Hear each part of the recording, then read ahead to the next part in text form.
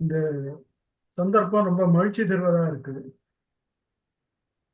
நான் இந்த ஜூம் மீட்டிங்னு சொன்னாலே கொஞ்சம் கொஞ்சம் அடுத்த தெருவோட நடந்து போகிறவன், அவ்வளோ பதட்டம் ஆயிடுவேன். நல்ல வேலையா என் மகன் பேரன்கள்லாம் பேரன்கள்லாம் வீட்டில் இருக்கிறதுனால கொஞ்சம் தைரியமா இருக்கு. இந்த நிகழ்ச்சியில ஜெயமோகனுடன், சிக்கல் குருச்சரன் அவர்களுடன், ஜார்ஜா அவர்களுடன், ராஜன் அவர்களுடன், அப்புறம் இதற்கு இசையமைத்த ராஜன் சோமசுந்தரம் அவர்களுடன், பாடிய பிரியா கிருஷ்ணன் அவர்களுடன் இருப்பது எனக்கு மனசுக்கு ரொம்ப மகிழ்ச்சி தருவதாக இருந்தது. நான் அந்த பாடலை கேட்டேன். ரொம்ப அருமையா இசையமைச்சிருக்காரு. அப்புறம் சொல் பிசகாம பாடியிருக்கிறாங்க. பெரும்பாலும் இசைக்கு தகுந்தாற் போல பெரிய பெரிய வித்வான்கள் கூட சொல்ல உடைச்சு சிதைச்சு பாடுறதையும் நான் அனுபவிச்சிருக்கேன். பட் அந்த மாதிரி சேதம் எதுவும் இல்லாம கம்பன் இதை உயிரோடு இருந்து கேட்டிருந்தா ரொம்ப சந்தோஷப்படும் அளவுக்கு சிறப்பா இசையமைப்பும் சிறப்பான பாடலுமாக இருந்தது மிகுந்த மகிழ்ச்சி தருவதாக இருக்கிறது. திரு குருச்சரன் அவர்களுடைய இசையை நான் கோயம்புத்தூர்ல கேட்டிருக்கேன். நான் வாழுகிற ஊர் கோயம்புத்தூர். ஒரு 10 வருஷத்துக்கு முன்னாடி மியூசிக் அகாடமியில கேட்டேன். அப்போ உமையாள்புரம் சிவராமன் மிருதங்கம் வாசிச்சாரு. அவர் சிக்கல் குருச்சரன் பாடுகிற போது ஒரு 3-4 சமயங்கள்ல பேஷ் சொன்னாரு.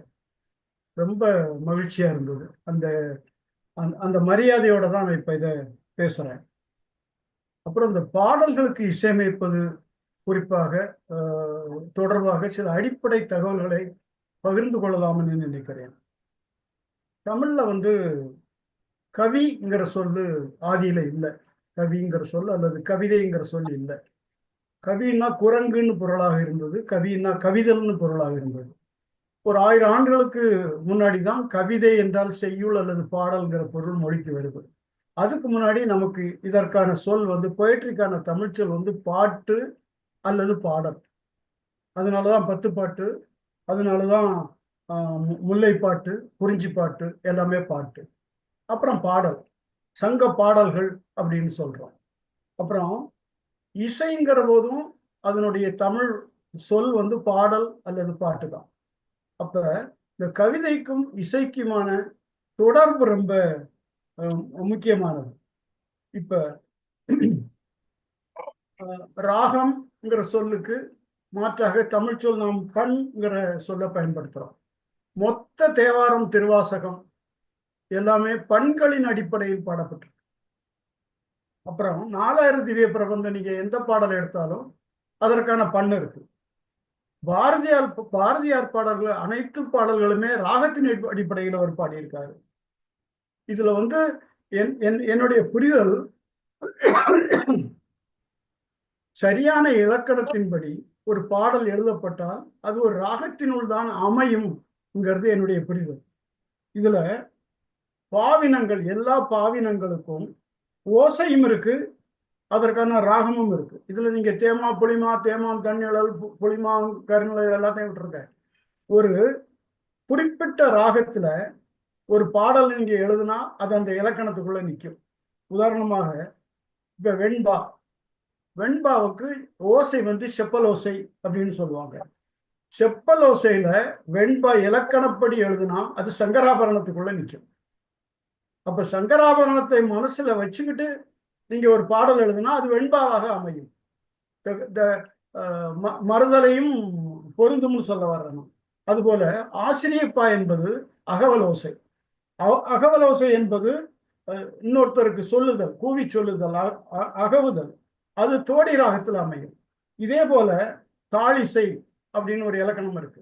அந்த தாளிசைங்கிற இலக்கணத்தின்படி பாடல் எழுதுனா அது கல்யாணியில கல்யாணியில அமையும். இது போல வஞ்சிப்பா, கலிப்பா, விருத்தப்பா எல்லாத்திற்கும் அது ஏற்பாடுகள் இருக்கு. ஒரு முறை கோயம்புத்தூர்ல சஞ்சய் சுப்பிரமணியம் அவருடைய கட்சியில் நான் உட்கார்ந்துருக்கேன்.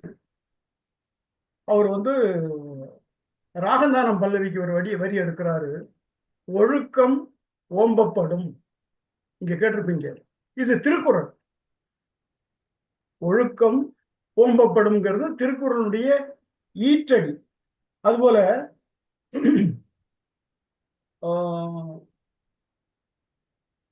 பாரதியாருடைய பாட்டு, அதுவும் சஞ்சய் சுப்பிரமணியம் அவர்களுடைய பாட்டு தான். மனதில் உறுதி வேண்டும், வாக்கினிலே இனிமை வேண்டும். ஸோ பாரதியார் பாட்டை அருமையான ராக மாளிகையில பாடுறாரு. கண்ணன் பாட்டு பாடுகிற போது பாரதி பாடுவாரு, பொன்னவிர் மேனி சுபத்திரை மாதை புறங்கொண்டு போவதற்கு என்ன உபாயம் என கேட்டால் அவன் இருகணத்தே உரைப்பான். இது அவர் சஞ்சய் சுப்பிரமணியம் பாடுறாரு. ஸோ இந்த கவிதைகளாக நாம கருதப்படுபவை சிறந்த பாடல்களாக பாடப்படக்கூடிய தகுதியுடையவை என்பதற்காக நான் இதை சொல்கிறேன். சீர்காழி அது மாதிரி அருணகிரியோடைய திருப்புகழ் பாடல்கள் ஏகப்பட்ட பாடல்கள் நான் சின்ன வயசு 12 வயசுல இருந்தா நான் கேட்கிறேன். செயல்பட்டழிந்தது செந்தூர் வயற்பொழில், செயல்னா மீன் பொருள். திருச்செந்தூருடைய வயல்கள் நெல் வயல்கள் எல்லாம் மீன்கள் குதியாட்டம் போட்டு அங்கங்க ஓடினதுனால நெல் வயல்கள் அழிஞ்சு போயின அப்படின்னு பாடுறாரு. அது போல இன்னொரு பாட்டு சீர்காழி கோவிந்தராஜனுடைய பாட்டு அருணகிரிநாதர், நாள் என் செய்யும் வினைதான் என் செய்யும், என்னை நம்பி வந்த கோள் என் செய்யும், கொடுங்கூற்று என் செய்யும். இந்த பாட்டை அவர் இசைப்படுத்துறாரு. எங்கிட்ட இன்னும் கேசட் வடிவத்துல சிடி வடிவத்துல இருக்கு. எம்எல்வி பாடின 30 பாட்டும் திருப்பாவை பாட்டு. ஆண்டாள் திருப்பாவை ஒரு இலக்கண வடிவத்தில் அமைக்கப்பட்ட பாட்டு. பட் அது ராகத்துக்குள்ள நிக்குது. 4000 பிரபந்தத்துல தொண்டரடிப்படி வாழ்வாருடைய பாட்டு, பச்சைமா மனைபோல் மேனி பவளவாய் கமல செங்கன் அச்சுதா அமரரே அப்படின்னு போகக்கூடிய பாட்டை, இந்த பாட்டை அருணாசாயிரம் பிரமாதமா பாடுவாங்க. அது போல எங்கிட்ட தாலாட்டு பாடல்கள் ஒரு சிடி வச்சிருக்கேன் நான், பாம்பே ஜெயஸ்ரீ பாடினது. அதுல குலசேகர ஆழ்வாருடைய ஒரு தாலாட்டு பாடல். இந்த பாட்டை நீங்க இன்னைக்கு நம்முடைய தமிழாசிரியர்கள் அல்லது வகுப்பறைகளை கற்றுத்தரக்கூடிய விதத்தை வச்சு இதுக்கு ஒரு ராகமா போட்டு புரிஞ்சுக்க முடியுமாங்கிறதே வியப்பா இருக்கு. மண்ணுபுகழ் கோசலைதன் மணிவயிறு வாய்த்தவனே, தென்னிலங்கை கோன்முடிகள் சிந்துவித்தாய், செம்பொன் சேர் கண்ணினன் மாமதில் புடைசூழ் கணபுரத்தின் கருமணியே, என்னுடைய இன்னமுதே ராகவனே தாலேலோ அப்படிங்கிற பாட்டு. நீங்க குலசேகர ஆழ்வார் பாடல நீலாம்பரி ராகத்துல இந்த பாட்டு இலக்கணப்படி தரவு கோச்சக கணிப்பா, அது நீலாம்பரி ராகத்துல அமையுது. அதுபோல இசை முரசு தண்டபாணி தேசிகர் 2 பேர் இருக்கிறாங்க. ஒருத்தர் இசை முரசு தண்டபாணி தேசிகர், நந்தனார் முதலிய சினிமாக்கள் நடித்தவர். இன்னொருவர் திருவாசகத்துக்கு ஒரு எழுதின தண்டபாணி தேசிகர். 600-700 பக்கத்துல ஒரு 656 பாட்டுக்கு 800 பக்கத்துல ஒரே எழுதியிருக்காரு. அது அவர் வேற. அவரு பாரதிதாசனுடைய பாடலுக்கு இசையமைக்கிறாரு. என்ன பாட்டு? துன்பம் நேர்கையில் யாழெடுத்து நீ இன்பம் சேர்க்க மாட்டாயா, தேசராகத்துல. இதை இன்னமும் தொடர்ந்து சஞ்சய் சுப்பிரமணியம் பாடிட்டு இருக்காரு. பாரதிதாசன் பாடலை இசைப்படுத்த முடியுங்கிறதே பெரிய சமாச்சாரம். இதுல செய்யுள் பாடல் கவிதை இதுல ஓசை முக்கியம், அதுவே இசை ஆகிறது. கம்பல்ல எல்லா பாடல்களும் 118 படம், 10,368 பாட்டு, பெரும்பாலும் விருத்தப்பாக்கள், அரசியல் ஆசிரிய விருத்தம், என்சி ஆசிரிய விருத்தம். அந்த பாடல்கள் அற்புதமா இசைப்படுத்த முடியும் அப்படிங்கிறத நம்ம இசையமைப்பாளர் நிரூபிச்சிருக்காரு. நான் அவரோட அமெரிக்காவில் நடந்த ஒரு உலகத்தமிழ் மாநாடுன்னு நினைக்கிறேன், 2 பாடல்களுக்கு நான் அதுக்கு உரை சொன்னேன். அவர் இசையமைச்சார். களம் செய் கோவே களம் செய் கோவேங்கிற புறநானூற்று பாட்டு ஒன்று, இன்னொன்று ஔவையாருடைய பாட்டு தோல்தா தோல்தா என்றி தோளுடன் துறைகள் மறையினும் உய்குவை போலும் அப்படின்னு சொல்லக்கூடிய பாட்டு. ஸோ அந்த அனுபவம் இருக்கு அவங்களோட. இப்ப கம்பல்ல என்ன விசேஷம்னா, இப்ப அந்த விருத்தப்பாக்களுடைய இலக்கணத்தின்படி அவன் பாடலை எழுதிட்டு போகிற போது அது இசைப்படுத்துவது எவ்வளவு எளிதான விஷயம்ங்கிறத நம்ம இசையமைப்பாளர் நிரூபிச்சிருக்காரு. முக்கியமா ஒரு பாட்டு, ராமன் சீதை இலக்குவன் 3 பேரும் கானகம் புகுகிறார்கள், வனவாசம் புகுகிற போது கம்பன் ஒரு பாட்டு வைக்கிறான்.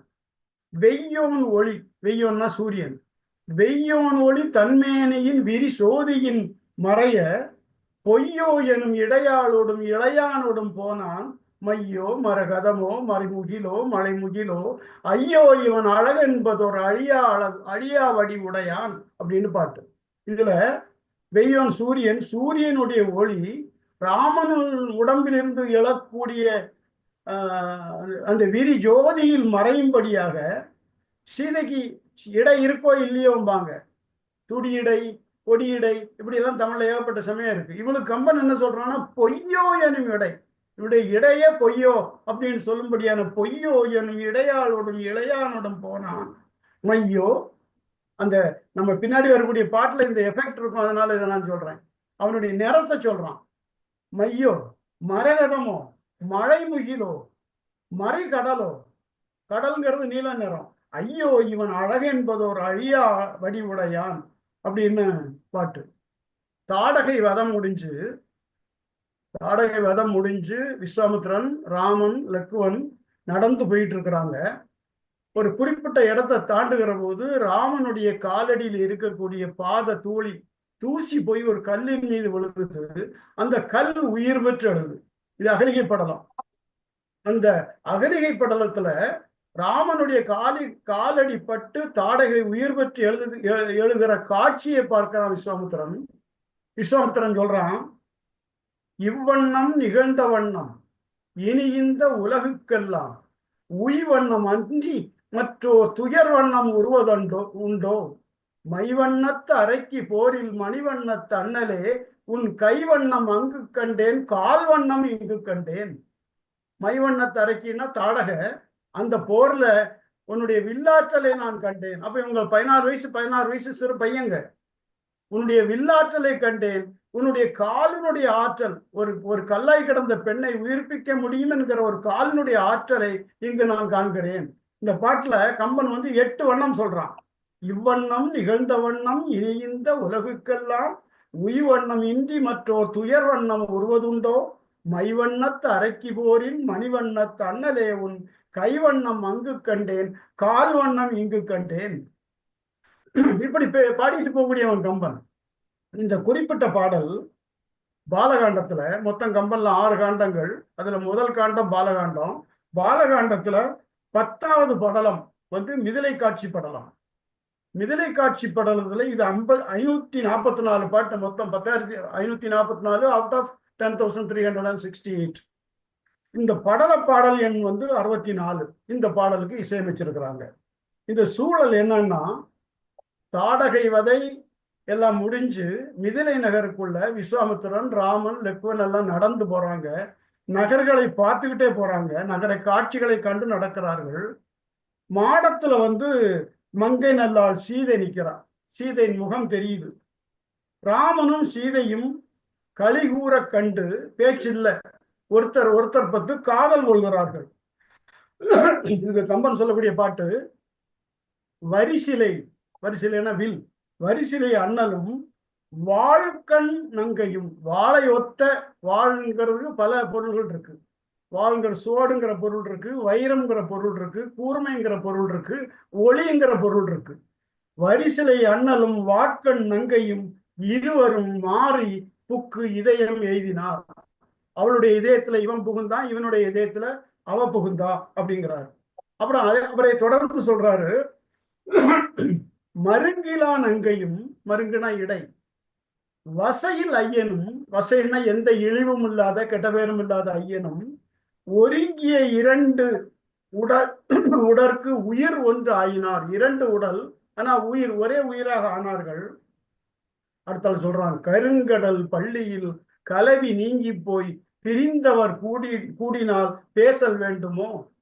இவங்க கருங்கடல்ல ஒன்றா இருந்தவங்க, மகாவிஷ்ணுவும் தேவியுமாக. அவர்கள் அங்கிருந்து பிரிந்து கருங்கடல் பள்ளியில் கலவி நீங்கி போய் பிரிந்தவர் கூடி பேசல் வேண்டுமோ. இந்த பாட்டினுடைய தொடர்ச்சியா தான் நம்ம இந்த சொல்லக்கூடிய பாடல் வருது. தொடர்ந்து சொல்றான். அப்புறம் சீதையினுடைய காதல் நோய் பற்றி கம்பன் பேசுறான். கனலும் காமத்தீ அப்படிங்கிறான். பெண் வழி நலனோடும் பிறந்த நானோடும் என் வழி உணர்வும் நான் எங்கும் காண்கிறேன். என்னுடைய நாணம் எங்க போச்சுன்னு தெரியல, என்னுடைய பெண்மை எங்க போச்சுன்னு தெரியல, என்னுடைய உணர்வு எங்க போச்சுன்னு தெரியல. மண் வழி நடந்து அடி வருந்த போனவன் கண் வழி நுழையும் ஓர் கல்வனே போலாம். அவன் கண்ணின் வழியாக நுழைகிற ஒரு கல்வன் அவன், இப்படி மண் வழி நடந்து போனவன் அப்படின்னு பாடுறான். அதனுடைய தொடர்ச்சியா சீதையினுடைய கூட்டாக ஒரு பாட்டு, இந்திர நீலம் ஒத்த இருண்ட குஞ்சியும். இந்திர நீலம்ங்கிறது ஒரு மணி, நவமணிகள்ல ஒண்ணு. குஞ்சின்னா ஆண்களுடைய தலைமை இருக்கு, குஞ்சின்னு பேரு.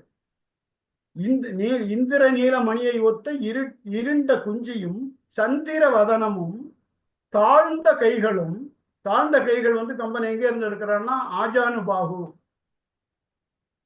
முட்டுக்கு கீழே வரக்கூடிய கை. கம்பனுடைய சொல்லாட்சியில சொன்ன போனா தாழ் தொடு தடக்கை.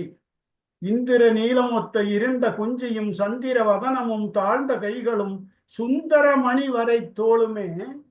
சுந்தர மலை போன்ற, வரைனா மலை, மலை போன்ற அழகான தோளுமே.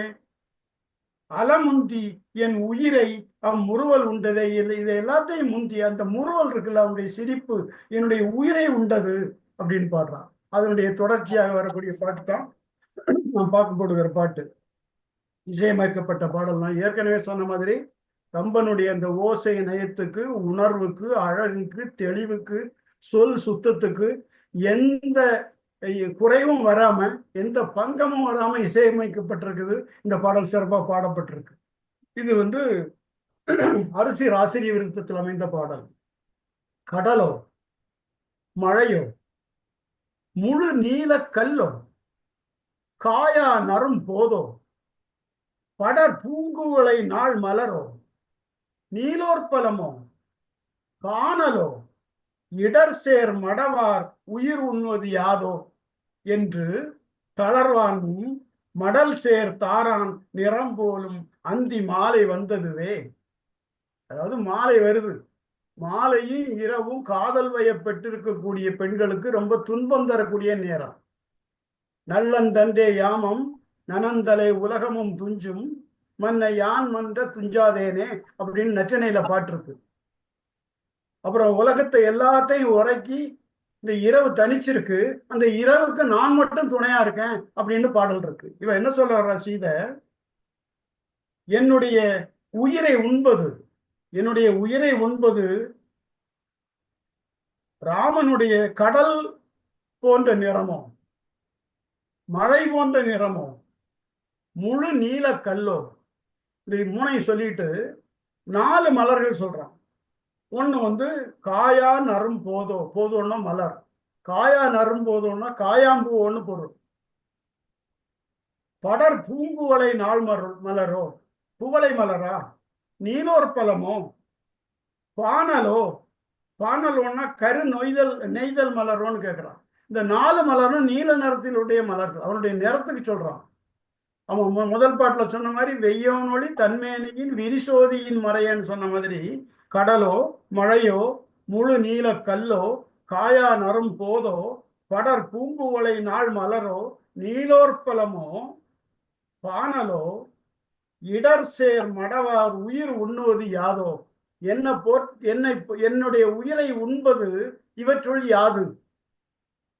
இவனுடைய நிறம், இவனுடைய மலரையொத்த நிறமா என்று தளர்வானும் என்று நினைத்து காதலில் வெம்பி தளர்ந்து போகிறவருடைய முன்னாடி மடல் சேர் தாரான் நிறம் போலும். மறுபடியும் நிறத்தை தான் சொல்றான். மடல்னா பூமடல், தார்னா மாலை. அந்த பூமடலுடைய மாலையை இந்த மலர்களால் ஆன மலர் மாலையை ஒத்த நிறம் கொண்டவனின் நிறம் போலும் அந்தி மாலை வந்ததுவே. இருட்டிட்டு இருக்கு, அதுவும் அவனுடைய மேனையினுடைய நிறத்தை நினைவுபடுத்துவதாக அற்புதமான ஒரு 15-20 பாட்டு சீதையினுடைய பார்வையாக காதல் பாடல்கள் பாடியிருக்கான். இதை எனக்கு ரொம்ப ஆச்சரியம். 4 மலர்கள் பேசுறான். 4 மலர்களும் நீல நிற, கருநீல குவளை, நீலோற்பலம், காயாம்பூ, நெய்தல் மலர். இது கம்பல்ல முழுக்க நம்ம பார்க்கலாம். இது நம்ம 30 பாட்டும் ஆண்டாளுடைய பாடல், மாணிக்கவாசருடைய திருவம்பாவையுடைய பாடல், அப்புறம் அருணகிரியினுடைய பாடல்கள், அபிராமி அந்தாதி பாடியிருப்பார் சீர்காழி கோவிந்தராஜன். அதுபோல தேர்ந்தெடுத்த பாடல்களை தொடர்ந்து எனக்கு ஆசையா இருக்கு.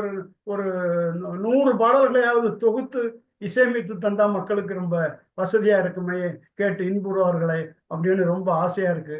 என்னுடைய மனப்பூர்வமான வாழ்த்துக்களை இதன் மூலம் தெரிவித்துக் கொள்கிறேன்.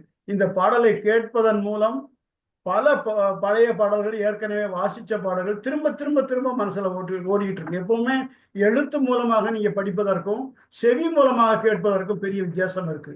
இதை அனுபவிச்சு உங்க உணர்வாருங்க. என்னுடைய வாழ்த்துக்களை தெரிவித்துக் கொள்கிறேன். வாய்ப்புக்கு நன்றி, வணக்கம். மிக்க நன்றி நாஞ்சில் சார். அதாவது கம்பராமாயணத்தை நாஞ்சில் சார் சொல்லும்போது ஒரு கட்டத்துல நாஞ்சில் சாரே இருக்க மாட்டார். அந்த கம்பராமாயணம் மட்டுமே நம்ம முன்னாடி கண்ணுக்கு தெரியும். அப்படி அதை சொல்லக்கூடியவர்.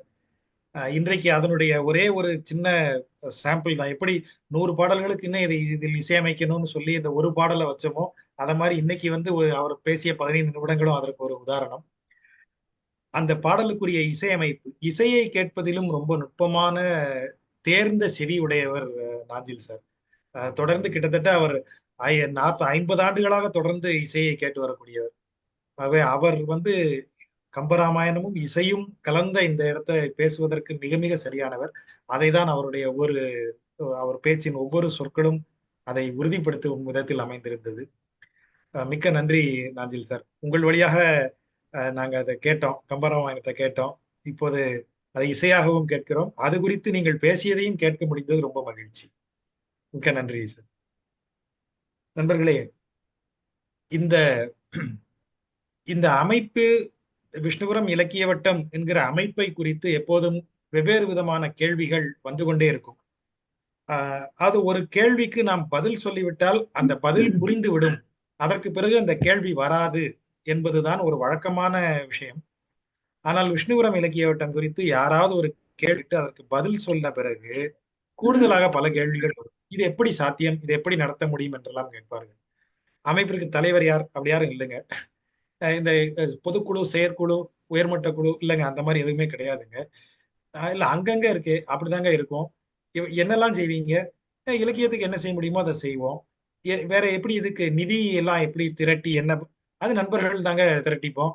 அது ஒரு வழக்கமான அமைப்பாக இல்லாது வெறும் ஒரு இலக்கியத்தின் மீதும் கலைகளின் மீதும் கொண்ட ஆர்வத்தினால் ஒன்று சேர்ந்த நண்பர்களின் அமைப்பு இது என்று நாங்கள் சொல்லுகிறோம்.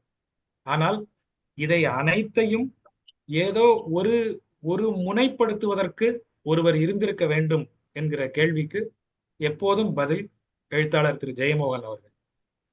அவர் கிட்டத்தட்ட 40 ஆண்டுகளாக தொடர்ந்து செயல்பட்டு அவருடைய 40 ஆண்டு கால எழுத்து பணி என்பது வெறும் எழுத்து மட்டுமல்ல, இலக்கியம் என்பதையும் கலை என்பதையும் இப்போது தத்துவம் என்பதையும் ஒரு அறிவுத்தரப்பாக கொண்டு வந்து தமிழினுடைய பேசுபொருளாக, தமிழின் அறிவு களஞ்சியங்களின் பேசுபொருளாக தமிழ் வாசிக்கும் அனைவருக்கும் அது சென்று சேர வேண்டும் என்கிற நோக்கத்தில் செயல்படக்கூடியவர்.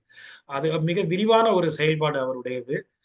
அதை தொடர்ந்து மிகுந்த செயலூக்கத்துடன் அவர் செய்து கொண்டு வருகிறார். அவருடைய செயலூக்கத்தின் தூண்டுதலால் தான் இத்தனை காரியங்கள் நடைபெறுகின்றன. சங்க இலக்கிய பாடல்களுக்கு நவீன கவிதை, நவீன வாசிப்பின் அடிப்படையில் அவர் ஒரு உரை எழுதிய பிறகுதான் 90க்கு பிறகு பிறந்த பெரும்பாலானவர்களுக்கு சங்க இலக்கியம் சென்று சேர்ந்தது. அதை போலவே விஷ்ணுபுரம் இலக்கிய வட்டத்தில் காவிய முகாம் நடைபெறும் தோறும் அதில் கம்பராமாயணத்திற்கு ஒரு முக்கியமான இடம் கொடுத்து கம்பராமாயணத்தில் சிறந்த நாஞ்சில் சாரை வரவழைத்து அதற்கு அரங்கு அமைத்து அதை பேச செய்தது எழுத்தாளர் ஜெயமோகன். அந்த அரங்கில் கம்பராமாயணம் குறித்து அவர் பேசிய நிறைய அவருடைய கருத்துக்கள் எல்லாமே அவர் கம்பராமாயணத்திற்கு ஒரு உரை எழுதலாம் என்னும் அளவிற்கு அவர் மிகச் சிறப்பாக அதை எப்போதும் வெளிப்படுத்தக்கூடியவர். அதை நேரில் தான் கேட்க முடியும். கம்பராமாயணம் குறித்து அவர் எழுதிய கட்டுரைகள் மிக குறைவு. ஆனால் ஒவ்வொரு முறையும் இலக்கியம் காவிய முகாமில் அவர் பேசுவதை கேட்பது ஒரு இனிமையான அனுபவமாகவே எங்கள் அனைவருக்கும் இருக்கும். இந்த அத்தனை முயற்சிகளுக்கும் ஊற்றுக்கண்ணாக இருக்கக்கூடிய எழுத்தாளர் ஜெயமோகன் அவர்கள் இந்த முயற்சியை குறித்து சில வார்த்தைகள் பேசுமாறு கேட்டு. கேக்குதுல்ல? கேக்குது சார், கேக்குது. அனைவருக்கும் மனமார்ந்த வணக்கம். இப்போ ஆந்திரா கர்நாடகா வழியாக ஒரு பயணத்துல இருக்கிறேன். தொல் பழங்கால நினைவு சின்னங்களை பார்த்துட்டு வரேன். ஏறத்தாழ 30,000 40,000 ஆண்டுகள் தொன்மையான குகை ஓவியங்களையும் அது போன்ற கல் அறைகளையும் பார்த்துட்டு வரேன். அதிலிருந்து ஒரு பாய்ச்சலாக கம்பராமாயணத்துக்கு வருவது என்பது ஒரு அற்புதமான அனுபவமாக இருக்கிறது. ஆனா ஒரு அறுபடாத ஒரு தொடர்ச்சி நமக்கு இருக்கிறது என்று நான் நினைக்கிறேன். நம்முடைய உள்ளுணர்வு அங்கிருந்து கம்பன் வழியாக நவீன இலக்கியம் வரைக்கும், நாஞ்சில் வரைக்கும் வந்து சேர்ந்திருக்கிறது. இந்த நாளில் இந்த உரை ஆற்றுவதற்கு எனக்கு மிகுந்த நிறைவு உருவாகிறது. இன்று நான் மிகவும் ரசித்து கேட்கக்கூடிய சிக்கில் குருச்சரன் அவர்களுடைய உரையை கேட்டேன். நாஞ்சில் அவருடைய உரையை கேட்டேன். ஒருவர் இசையில் தேர்ந்தவர், இன்னொரு கம்பராமாயணத்தில் தேர்ந்தவர். ஆகவே அது ரெண்டை பற்றி நான் அதிகமாக எதுவும் சொல்வதற்கு இல்லை. கம்பராமாயணம் பற்றி எப்பவுமே குமரி மாவட்டத்திற்கு ஒரு தனி கரிசனம் உண்டு. ஏன்னா எங்களுக்கு ஒரு கம்பராமாயண பாரம்பரியம் உண்டு. நான் என்னுடைய ஆசிரியரிடமிருந்து கம்பராமாயணம் பாடம் கேட்டிருக்கிறேன். பிறகு பேராசிரியர் ஜேசுதாசன் அவரிடம், பின்னர் பேராசிரியர் வேதசாகரம் குமார் அவரிடம் கம்பராமாயணத்தை பற்றி அறிந்திருக்கிறேன். அவர்கள் எல்லாருமே கம்பராமாயணத்தை பாடுவதை கவனித்திருக்கிறேன். ஒரு முறை பேராசிரியர் சொன்னார், கம்பராமாயணத்தை கர்ஜிக்கும் ஓசையில் தமிழ்நாட்டிலே சொல்லிக் கொண்டிருக்கிறார்கள் என்று. ஆகவே கம்பராமாயணம் என்பது செவி நுகர் கனி என்ற எண்ணம் எனக்கு இருந்தது. ஆகவே நான் பெரும்பாலும் கம்பராமாயண மேடை பேச்சுகளை குறைவாகத்தான் கேட்பேன். ஏன்னா அதுல அவர்கள் கர்ஜிப்பார்கள். அது கம்பராமாயணத்தின குரல் அல்ல. இப்போ கம்பராமாயணம் இவ்வளவு அற்புதமாக இசையமைக்கப்பட்டிருக்கிறது என்பது மிகுந்த மகிழ்ச்சி அளிக்கிறது. அத்தனை ஒரு அற்புதம் என்பது பேராசிரியர் ஜெயசாசன் சங்கராபரணம் அல்லது ஆனந்த பேரவி இந்த ரெண்டு ராகங்கள்ல தான் கம்பராமாயணத்தில் பெரும்பாலான பாடல்களை பாடுவார். அது பாட்டு என்பதை விட சாண்டிங் என்பதுதான் பொருத்தம். ஆனா இவ்வளவு நவீன முறையில் இசையமைக்கும் போது கூட கம்பராமாயணத்தினுடைய சோபையை சற்றும் இழக்காமல் இந்த காலகட்டத்திற்காக முற்றிலும் புதிதாக வந்து நிற்கிறது என்பது ஒரு பெரிய ஆச்சரியம். இன்னும் எல்லா வகையான இசைக்கும் அதனுடைய சொற்சேர்க்கைகள் மிகுந்த இடம் அளிக்கின்ற எண்ணம் எனக்கு ஏற்படுகிறது. நண்பர் ராஜன் சோமசுந்தரம் அவர்கள் என்னுடைய இதயத்திற்கு மிக நெருக்கமான நண்பர். அவருடைய இசையமைத்த படம் ஒன்று இன்னும் சில நாட்களில் வெளிவர இருக்கிறது. அது சரிகமா வழியாக அவருடைய இசை வெளியிடக்கிற செய்தி நேற்றுதான் வெளிவந்தது. இன்றைக்கு இந்த பாடல் வெளிவருகிறது. தொடர்ந்து குன்றாத செயலூக்கத்துடன் அவர் வந்து இசையமைப்பை செய்து கொண்டிருக்கிறார். அதற்கு நான் தனிப்பட்ட முறையில் நன்றி சொல்ல வேண்டும். ஏனென்றால் ஒரு ரசிகனாகவும் அவரை பார்க்கக்கூடியவன் நான். நண்பர்களே, இந்த நாளில் நம்முடைய விஷ்ணுபுரம் நண்பர்கள் வெவ்வேறு இடங்களில் வெவ்வேறு பணிகளில் ஈடுபட்டு கொண்டிருக்கிறார்கள். ஒரு சிறு குழு இளைஞர்கள் இன்றைக்கு ஒரு பெரிய 400 கிலோமீட்டர் கால்நடை பயணமாக கிளம்பி கொண்டிருக்கிறார்கள். இங்கே நாம் கம்பராமாயணத்தை பற்றி பேசிக் கொண்டிருக்கிறோம். இன்னொரு குழு வந்து சிற்பங்களை பார்ப்பதற்காக சென்று கொண்டிருக்கிறது. இன்னொரு குழு ஆகிய நாங்கள் இங்கே பழங்கால சின்னங்களை பார்க்க வந்திருக்கிறோம். இவ்வாறு உலகமெங்கும் பரவி கலை, இலக்கியம், வரலாறு, பண்பாடு ஆகிய துறைகளில் செயல்பட்டு கொண்டிருக்கிறோம். இவை அனைத்தையுமே பல்வேறு வகையில் நண்பர்கள் ஒருங்கிணைத்துக் கொண்டிருக்கிறார்கள். அவருக்கு ஆஸ்டின் சவுந்தர் அமெரிக்காவில் இந்த பணிகளை பெரிய அளவில் ஒருங்கிணைக்கிறார். அவருக்கு என்னுடைய மனமார்ந்த நன்றி. நண்பர் ராஜன் சோமசுந்தரத்தை இத்தருணத்திலே ஆற தழுவி வாழ்த்தி விடைபெறுகிறேன்.